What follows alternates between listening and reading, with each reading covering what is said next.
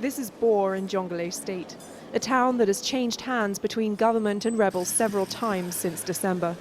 It's been in South Sudanese army control since late January.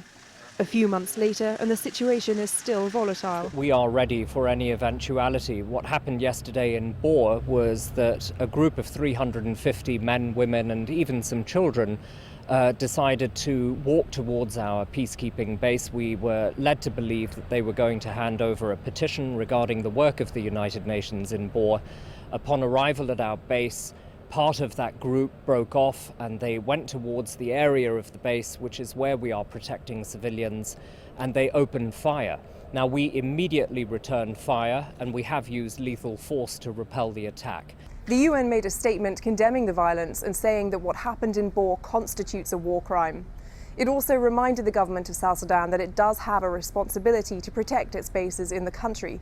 But for their part, the ministers of the government say that the UN peacekeepers, in fact, were the ones who provoked the crowd. The UNMIS force shot bullets in the air. That shooting of bullets in the air provoked the situation. And as a result, a fight ensued between the youth, the UNMIS force, and the rebel and the IDPs on one side and the youth on the other side. The past weeks have seen a wave of armed incidents in South Sudan.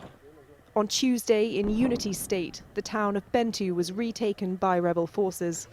The state is rich in oil and therefore strategically important to both sides. The rebels and the government are supposed to be observing a ceasefire that was brokered in late January.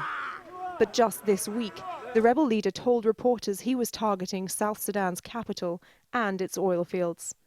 Cavell, Al Jazeera, Juba, South Sudan.